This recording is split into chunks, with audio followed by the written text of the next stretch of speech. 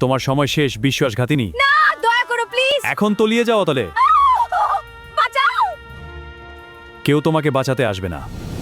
এক নির্জন ব্রিজের ওপর ঘটে এক মারমান্তিক ঘটনা। এক পাষণ্ড প্রাক্তন প্রেমিক এক নববধূর সাথে চরম বিশ্বাসঘাতকতা করে। সে মেয়েটিকে অতল জলের নিচে ধাক্কা দিয়ে ফেলে দেয়। মেয়েটি তার বিয়ের ভারী লেহেঙ্গা পরে থাকার কারণে নিজেকে সামলাতে পারছিল না এবং খুব দ্রুত জলের নিচে তলিয়ে যেতে থাকে।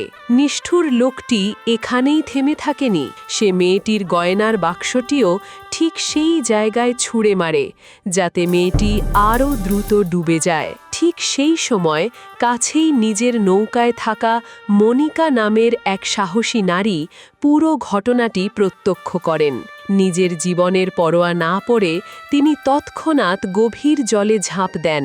জলের নিচে গিয়ে তিনি দেখতে পান মেয়েটি অচেতন অবস্থায় একটি পুরনো মাছ ধরার জালে আটকে গেছে। মনিকা তার সর্বশক্তি দিয়ে বিয়ের লেহেঙ্গাটি কাটেন এবং জট পাকানো জাল ছিঁড়ে মেয়েটিকে মুক্ত করার আপ্রাণ চেষ্টা চালান। দীর্ঘ প্রচেষ্টার পর তিনি মেয়েটিকে উদ্ধার করে জলের ওপরে নিয়ে আসতে সক্ষম হন। বিপদে ধৈর্য হারানো উচিত নয় এবং মনিকার মতো সাহসী মানুষেরাই সমাজে প্রকৃত বীরের পরিচয় দেয়। আমাকে ভালোবাসলে আমার দেশ পেজটি ফলো করো ও আমার কাজকে ভালোবাসলে ভিডিওটি শেয়ার করো।